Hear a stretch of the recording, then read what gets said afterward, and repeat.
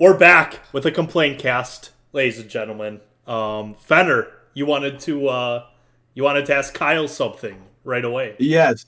Yes, as the only one who I think probably considers themselves a golf fan on the podcast, No, he's what not the are only your one. are you Well, a who golf else fan? is? Love Yeah. golf. Oh yeah. Okay. Who's Well, your Zach, favorite then, golfer? Tiger Woods. Okay. Yeah, love him. well, recently mine might have become Patrick Reed, but what do you think of what happened over the weekend, Pate? Well, see, it's funny you say that. So, for anybody who doesn't know, Patrick Reed recently involved in a nice scandal where Hilarious, by the way. hilarious, and this is why Patrick Reed is quickly becoming one of my favorite golfers. And this really benefited God. me over the weekend. But so basically, Patrick Reed, he hit a ball and the cameras caught it. So there's a rule in golf where if you hit, like if he would have hit it into the rough and it didn't bounce, it would have just stuck right in the rough. He could have got a free relief because the ball was embedded, right? So what happened was the ball absolutely bounced, was not embedded in the slightest. And before a rule official came over to confirm that, he picked up his ball before anybody could see that it was embedded. And he was like, when the rule official came over, he's like, yeah, it was embedded. I picked it up already. I know the rules. And he got away with it. And he didn't get any penalty. And he got up and down for par.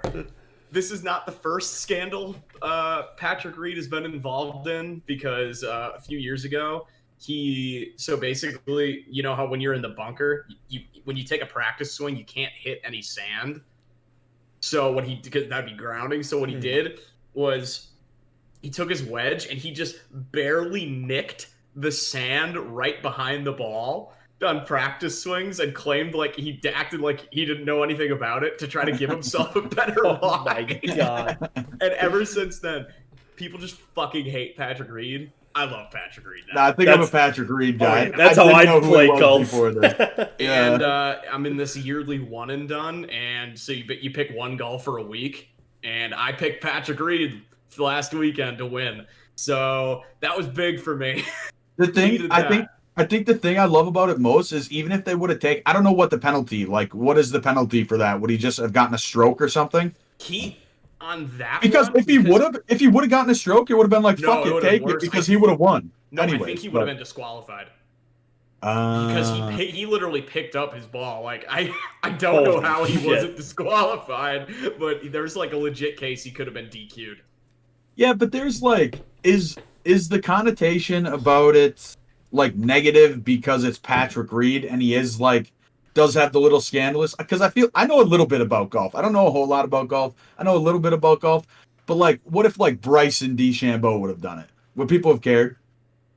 With Bryson, oh yeah, because people try to get Bryson doesn't cheat, but because of the way he plays, people try to get Bryson on a whole bunch of weird shit. Well, but if he gets like people think he's like some sort of genius, right? Yeah, yeah, he is. Bryson That's what basically knows the rules just better than any other golfer. Yeah. But with let's say Phil Mickelson does it, everybody's just having a good laugh.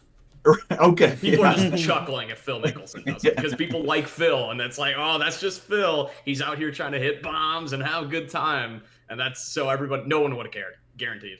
Right. What if Arnold Palmer did it? Arnold Palmer would never. Don't you dare disrespect the legend. Us and Arnie's army, his big fan base, we would never tolerate such slander. You could take that, shove it up your ass. Okay. He, Ben Hogan, Jack Nicklaus, they respected the good game of golf, unlike you and these kids these days, like that Tiger Woods. Oh, okay. Gross. Disgusting. Yeah, I love Arnold Palmer. It's great drink. I'm glad that you are on the right side of this. I was afraid you don't come across as like a golf hardo, but I know you really like golf. So I was like, I didn't know if you would have been like, well, he's not the playing integrity of the game. Yeah.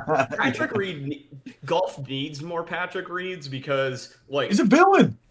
That's what it is. There needs to be people to root for and to root against. That's what was so good about like Tiger and Phil, because nobody liked both Tiger and Phil. You just picked one and you rooted against the other. So, and that just made golf way more fun. And now that era's kind of dying, there needs to be guys you root for and root against. Yep. What? So yeah, that's not. I know that's not your complaint cast, but golf hardos and boomers, that's definitely on their complaint cast. Yeah. Fair enough.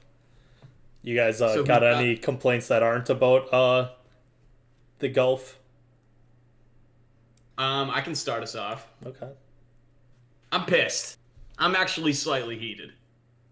Okay. I don't know how we go through this year after year after year after year, and how I am not a GM of a major sport. It blows my mind because I know we've talked about it before, but it's coming back. Like, it is the easiest job on planet Earth. Two big deals just went down recently. You know, you had the Matt Stafford deal, and you had Nolan Arenado. Nolan Arenado got traded for a bag of chips. If I am an MLB GM, I'm looking at him. He's getting paid a couple hundred. I don't know, even know, maybe a couple $100 million. I'm just looking at that. I'm going to trade him my 10th best prospect and a couple other bozos and get Nolan Arenado. Mm-hmm. Yeah, okay, I'll do it. How do we keep having professional GMs fail? It's so fucking easy. It's so sad, man. It's so sad. Like, yeah, Matt Stafford. Yeah, Easy. Speaking of Nolan Arenado, the reason I am sad about that is because he went to the Cardinals. I'm glad he got out of Colorado because he didn't seem like he was happy there, but to go to St. Louis, man, that's a real kick in the nuts for Brewer fans. You want me to pour a little salt on the wound too? Fuck it, why not? I read this on Reddit today. The players with the two best OPSs in baseball against Milwaukee over the past 10 seasons. No. Nolan Arenado, Paul Goldschmidt. Paul Goldschmidt. Fuck, dude, I knew it. Damn it, man. They know what they're doing. They know how to build a team. Because it's fucking easy. That's how they know how to build a team. It's incredibly easy. Yeah. I'm not happy. I don't think that, what was wrong with the Matthew Stafford trade? I even thought that was a win-win. One team got Matt Stafford and one I'm not team saying got it was Jared like Goff. a fleece. I'm saying is it's just that easy to go win. Like, why have Jared Goff? Who cares about your next 2 first-round picks that are going to be in the 20s when A, they're nailing every picks in the 2nd, 3rd, 4th round anyways. You have Aaron Donald and Jalen Ramsey. Of course, you just can easily trade Jared Goff. Like, it blows my mind how the Niners didn't figure this out already too and try to get Stafford first. Yeah. It blows my... They could have got him for less because half the reason they had to give up so Jared much Goff. is... Yeah, because Goof is getting paid $100 million and the extension hasn't even kicked in yet. So they had to shovel out a little extra. You trade Jimmy G, you probably trade 1 first, maybe 2, either a 1st or 2nd, I don't know, maybe a 4th too. Like, who cares? I'll trade that for a shot at a Super Bowl any fucking day over Jimmy G, Nick Mullins, CJ Beathard, and the boys. Yeah, I was thinking about that. I actually had something I was going to complain about too, about this trade actually. It was the idea that someone has to win and lose. There's a winner and a loser in a trade, because I thought that was like the most like even trade. Like, I think that was a perfect trade in my books, because it was like the Lions get to completely rebuild now and the Rams get to compete for a Super Bowl. That's what you want. That's perfect. Yeah. That's the best trade I've seen in the NFL in a while. Yeah. It was like perfect win-win for both of them. But then you compare it to like last offseason, the DeAndre Hopkins and all that whole debacle. Like, how do you look at that on paper and think, yep, this is a good deal? A running back who is completely washed, a wide receiver who's in his prime, getting paid about the same. Done deal, let's go. Yeah. Like, what? I think it's egos.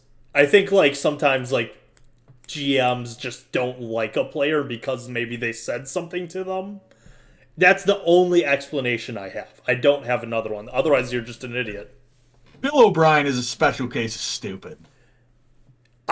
Okay, I've got a take then. I'm starting to see. I think Bill O'Brien was the fall guy for the Texans organization. I think the whole organization. I think that front office is. I think he was the fall guy for a lot of bad shit in that organization. Was he good? No. Do you think it was like the Catholic bishop that actually secretly runs the team? Do you think he made the trade? Is DeAndre Hopkins an atheist? Oh. It's starting to look like it. It makes you think. Because what other explanation is there? I legit can't think of one. Yeah, no, that's it. That is it. We cracked the code right here. But yeah, I'm starting to think maybe it wasn't all Bill. Maybe. Like other bad GMs, like this one kind of, it's a weird one because so Jerry Jones is the GM and the owner, but like the fact that Cowboys don't constantly compete for Super Bowls when you have guys who want to go play there for jack shit because they just want to be a Dallas Cowboy, and you still can't put together a good team because you're feeding a fat fuck running back like $100 million. Like, what are you doing? He's not even the best running back on the roster. Oh, that's a hot take. I can get down with it though. I don't know, Zeke's man. washed. Like, if you would have asked me this last year, but like now it's at least a discussion to be had. Yeah. Don't pay a running back. Rule number one. Insanity. Rule number one, being a GM. I think Jerry, he gets shit. It's not that he doesn't get any shit at all. He deserves all the shit he gets because think about all the great players they've had in the last 10 years. And like think about all the playoff wins they've had in the last 10 years. One that I can think of, maybe two. I think two. And they've had two good quarterbacks in the last 15 years. Yeah. Yeah. So, and I'm like 3 now with Andy Dalton. Yep. Yep, exactly. Yep. And in the NFL too, when it comes to contracts, you can push money out into the future forever. Like, you got guys with like signing bonuses. Just convert it to a signing bonus, and you don't have to pay that right now. That just adds to the cap later on. Just keep pushing dead money all the way as far back as you humanly can. Keep building a contender, and then when the contender's over, oh, damn, we don't have any money to pay players anyways, then you could just start rebuilding because your team sucks shit because you can't pay anybody.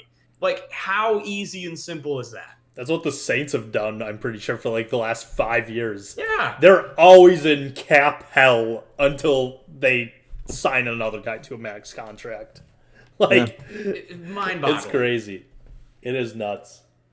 Like, that's why, like, with the Packers will probably just extend Rodgers, just push another high salary, just signing bonus, be able to sign a couple more guys. Sure, why not? Yeah. It's easy. Also, crazy to me. So since we're complaining about sports fans who are like, well, we can't sign somebody because our team would be in cap hell. We don't have the money. Fuck you, man. It's not your fucking money. Fucking sign them. Like, I don't understand why fans try to defend owners and stuff like that. Like, fuck off. They're billionaires. They can pay. They can pay the money to do this. Like, especially in baseball. That's like the biggest one. There's no fucking cap. Oh no, I may have to pay luxury tax for 1 year. Better get rid of Mookie Betts. Yeah, fuck off. Like, what? Yeah. And another one, Arenado. What are you doing? You have Arenado and Trevor Story. You're not really paying, and Charlie Blackmon. You're not really paying fucking anybody anyways. Yeah. Just spend the money and actually get a good team, you cheap shits. Why do you have such a cool stadium, a cool place to play baseball, cool players, and you're like, nah, fuck it. We're just going to be the Rockies like we always have been and just trade good players and accumulate piles of shit. What a waste. No kidding. Let me have that money. Let me run the Rockies. It'd be so fucking cake, dude. It'd be fucking awesome. Yeah, you know no kidding. Hey, buddy, do you want to come play in Denver in the summer? Hell yes, I do. Yeah. That sounds wonderful. Do I want? And not only that, not only is it such a cool place to be like outside of baseball, you go to Colorado, your batting average is going up by like 30 points and you're hitting more bombs too. It's like, How? The Rockies have got to be the easiest organization to run in all of sports. It cannot be that hard. No fucking chance. Yeah. Come on, man. Yeah, that's insane. I would say the Yankees. Well, you have that much money. That's a just different saying. thing. Yeah. But they actually at least spend their money. Yeah, true. And guess what? They win a shitload of World Series. Yeah. Go Used figure. to. They used to. Used to. It's a tough game. Unless you're me. That's what happens when you lose Jeter. Unless you're me. Then it's fucking easy. Okay, Jack, well. What do you got? Go ahead. I was complaining about the trade. Okay. Well, we can stick on sports here, and I know it's been a week and a half. It's still a little fresh, but we'll get back into it. Being a Wisconsin sports fan is just nothing but pain since like 2010. Oh, brother. Since the Packers won a Super Bowl, it is. The Packers have had 4 NFC Championship losses in the last 10 years. The Brewers lost the NLCS in 2011 and have had 2 wild card losses in back-to-back years. I don't know, man. The Bucks, like last year, I don't know. Do we even need to go into the Bucks? Like, if you're a Badgers fan, that's not fun. Like, yeah, it's just not good, man. I have nothing else to say. Yeah, no, I had this epiphany. I asked myself why I even watch sports. Like, why do I root for a team? Like, why can't I just be a casual? Like, this happens. Yeah. I don't know why I waste time, energy, and money into doing it, but I do. Here I was. And we'll continue to Here I do so. was the Monday after that game, looking up Packer articles, like here I was. Clown. Didn't wait any time, and, I don't know what I'm doing. I don't know what I am doing. The Bucks, too, I'm like, I don't know why I'm even walking into this season the way I am. Why would I do that? So, no. Yeah. It doesn't make any sense. I wasn't the opposite, but I hopped right into looking at the Brewers farm system this year and seeing if we got any prospects. Spoiler alert, brother. we don't. It's just, we'll continue. I'll never stop.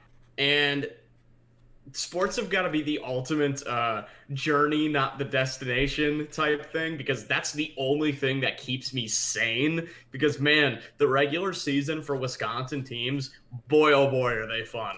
The postseason is just a non-stop fisting train. I am being just human centipeded by bad Bucks playoff performances and NFC championships from behind. Yep. And then I just have, like, every once in a while, the Brewers just come and kick me in the fucking ribs while I'm on all fours. It is just non-fucking stop. And I'm the Badgers. so glad we don't just have some other, like, I'm so glad we don't have, like, a hockey team. I don't need that. I don't even give a fuck about hockey, but I'm sure I'd manage to just get my hopes up at the last minute, only to just get a nice puck to the side of the head.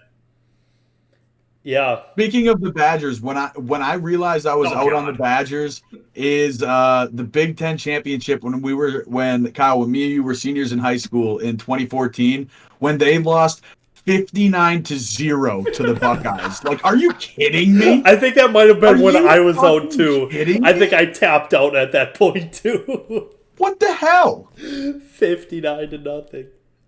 I don't know how Big Ten clowns. championship game. I don't know how clowns keep getting excited for Badger football. Like, give your fucking head a shake. Yo. What are you doing? It's the same. Like, Yo. I mean, I say that in exaggeration with other, like, Wisconsin sports. Like, oh, it's the same. We have an thing every MVP year. on every team. The Badgers are literally the same thing every year.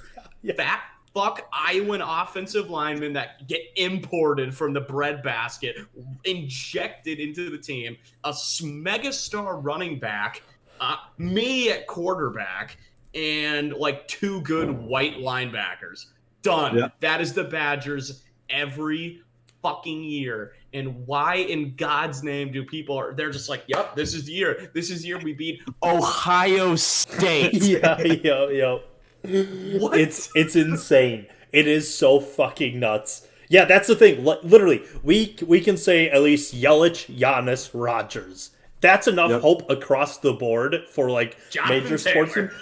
Yeah, this who's this new guy? This young QB. No, he's the Graham one. Mertz. I heard he's Graham the Mertz. one. Yeah. Did he You know, suck? if he was actually the one, he wouldn't go to fucking Wisconsin, you moron. No kidding. No kidding. If we were ever Okay, gonna but- win but- something, it would have been Russell Wilson. But I've been saying this for a while, and Who the Badgers did not recruit. Anyway, sorry. Yeah. Yeah. I've given up on this take. I used to say, why would a quarterback of like really high caliber not come to Wisconsin if they had any draft prospects? You have a great offensive line, you have a great running back behind you, and you most importantly, used to be, you play in a pro style offense. So NFL teams know you're ready. I'm dummy right here because it never works. I don't care how good. You had Russell Wilson and he couldn't fucking win on that team. Like, no, it doesn't matter. Never come to Wisconsin. It's a black fucking hole. Yeah. It seriously is. It is a fucking mess. Yeah. Disaster. Like, we turned a athletic freak, Tanner McAvoy. He could have been a cool quarterback. He flamed out so bad he became a fucking safety when he was still in college. That's what we do to quarterback prospects. Yeah. Graham Mertz is going to be a great fucking nickel corner. I'm so like, it's nuts. Imagine rooting for the fucking Badgers. You losers. No. Absolute losers. Especially if you didn't go to school there. Right. Get over it. Get over it. It's not about the state, you morons. It's about the college. It's not about Wisconsin. Yeah. There's just something about your state being the one that profits off the labor of indentured servants. It's just, it gets the blood just, I'm ready to go. Also, no, you're not cool, and it's not a personality trait to say you like college sports better than professional. You're just wrong. Well, they try more. Yeah. It's about the game, the love of the game. Yeah, they also fucking suck at their respective sports. So I want to see them square up with even the worst practice squad in a professional team. Okay, I'm sick of that take too. Oh, Alabama could beat the Jets. Bama Alabama versus could beat the Browns. Browns. Alabama, shut the fuck up. Yeah. Your worst fucking football team is made up of the best college players around. Yeah, no kidding. What are you on about? The starters are just the 1% of the 1%. Like, this is really getting in there now. Anytime anybody ever thinks about that as like a real take, just think about Trent Richardson. Trent Richardson in college was a bowling ball made by Zeus. Like, he could not be stopped no matter what. He comes to the NFL, he can't even run up the middle because he can't find the fucking hole. Don't give me this crap about how your college team could somehow beat an NFL team. What crack are you smoking? Because I need some of that shit. Yeah. No, that's a terrible, all-time terrible take. While we're at it, complaining about Wisconsin sports, I've got Might as one. well just get it all out. I didn't think I was gonna do this. I didn't think we were gonna go there, and I never wanted to acknowledge this with half a bone in my body. But since we're going there, and I'm pissed off, I'm more angry than I've ever fucking been. I hate that I even have to acknowledge stupid shit. But the stupid article is going on about, well, is Aaron Rodgers, did he play his last game in a Packer uniform? Might be the dumbest media spin I have ever seen come out of anywhere. Anywhere. Why was this a thing? 30 minutes after the game, I have a feeling there's something about what he said that just sounds like he played his last snap. And Wisconsin and Packer fans ran with it like, oh my God, trade Jordan Love immediately, get a receiver. And I just want to end it all. Breaking news. Quarterback for team that just lost another NFC Championship game wasn't super upbeat after said NFC Championship game. Right. Stop the fucking presses, everybody. Oh my god. It was your Mike Florio's just had an absolute field day with that one because people are gonna click on an article that says, Rodgers might be leaving.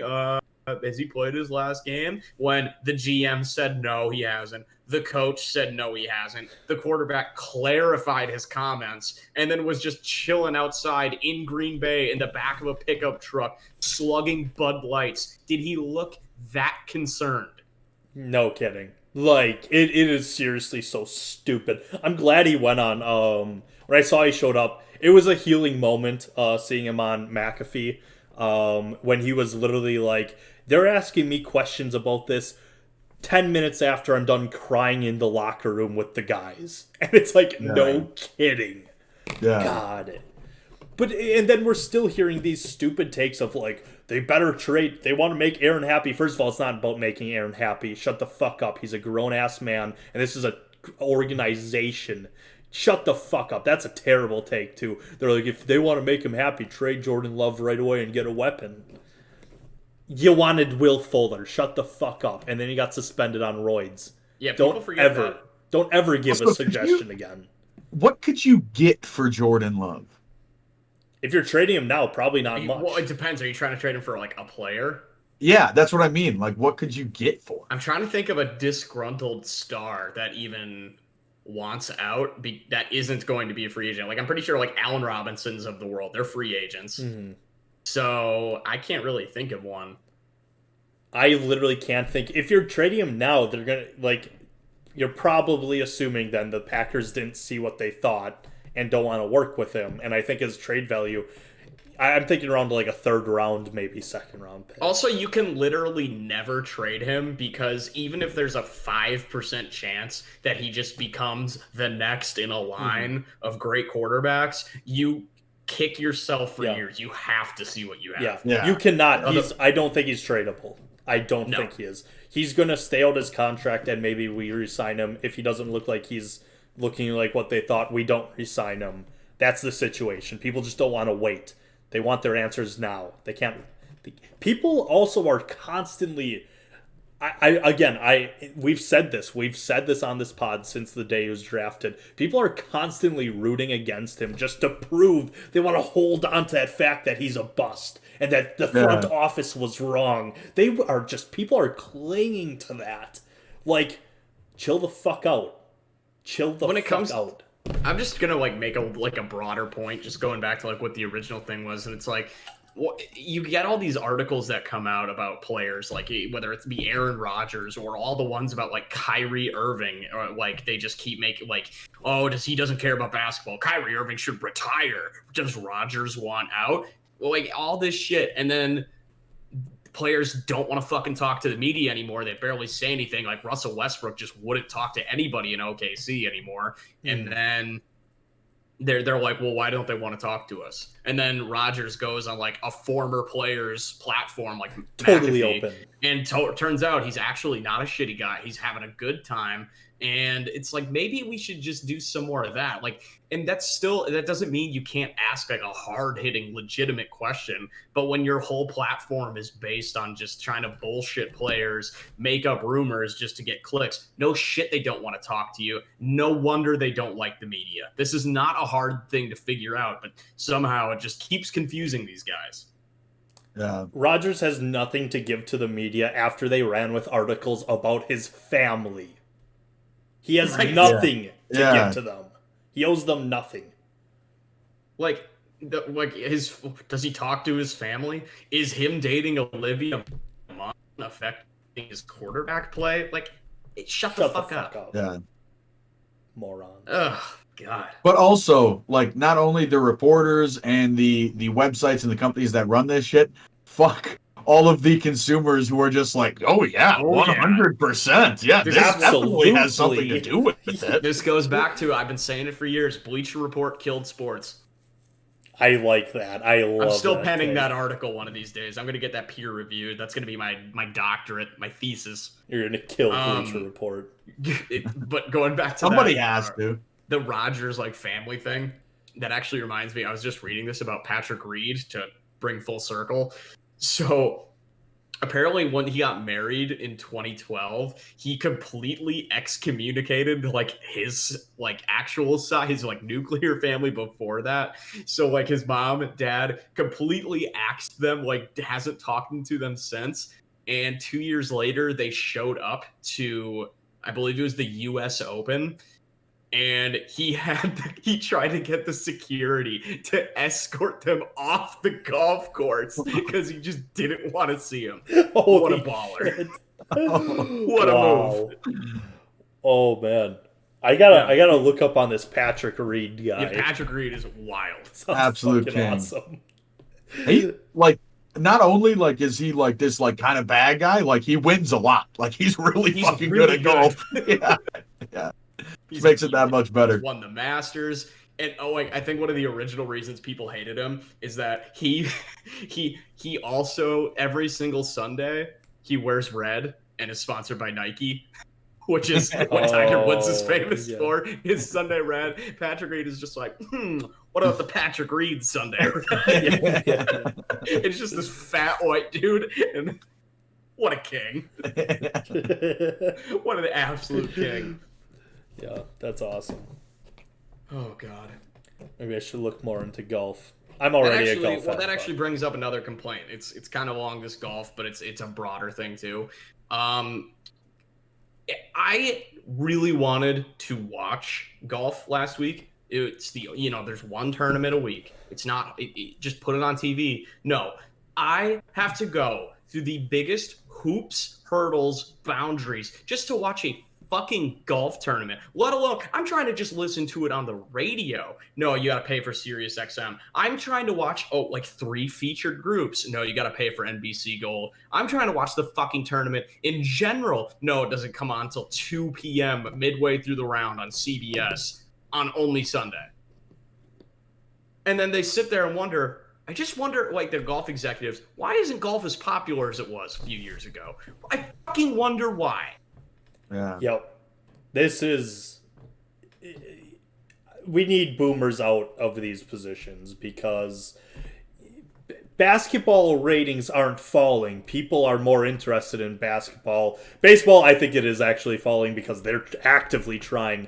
People want to get into watch highlights. Yeah. But basketball, like, I feel like there's a huge online community, but everyone pirates it because it's impossible to get into. Where do you start? If you're someone who hasn't watched a single NBA game ever, where do you even go to watch, like, to get into a team? You don't unless you pirate it.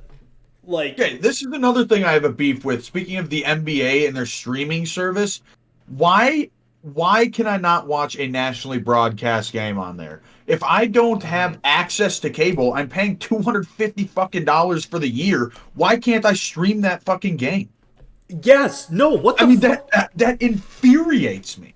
That's like, I was trying to watch it was just a game on CBS. I usually just have antenna for that, whatever. But for some reason, signal was pretty shitty. So I downloaded the CBS app. I'm like, I should be able to this is on regular TV. I'm not paying anything to watch this.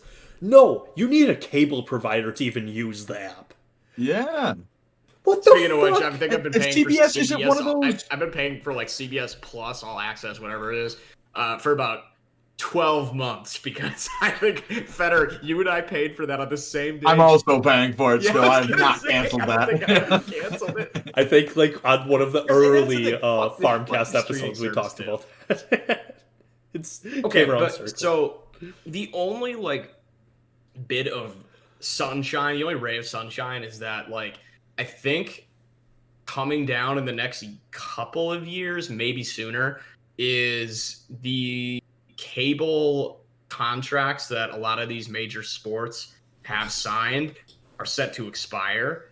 So I think this is going to start opening the door because it's already there a little bit. You have like your Hulu Live Sports, you have like your Sling TVs, your YouTube TVs of the world. But if you can get like a Peacock or a different major streaming service, because Peacock, they just got the WWE. They have a lot of soccer that they stream a lot. So I think if that starts becoming included in packages, or you pay, I don't know, just a little bit more a month and you get access to some of these sports, that is a great way to start actually growing your game to a modern audience instead of relying on 55-year-old lifetime fans to keep just tuning in, because eventually that's going to die. I think that's why you have so many dumbass basketball fans nowadays, because I guarantee you what percent of basketball fans do you think that claim to be fans, but the only things they ever actually see are the 2-second clips or the 1-minute highlight reels you see off Bleacher Report, yada, yada, because that's the only thing they legitimately have access to. It's that,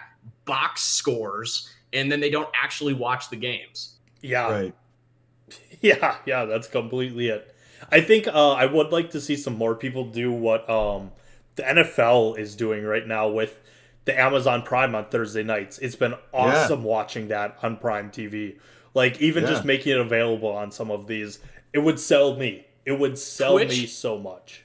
Twitch, including with live sports, it's peanut butter and jelly. It's amazing. Oh god, is it good? Oh, it is amazing. Even the NFL, it's weirdly enough, as shitty as they can be, they are ahead of the curve. The Nickelodeon game is genius by them. Yes. Genius. Yes. Imagine if just the NBA or MLB could use a pinch of that creativity or innovation. Just imagine.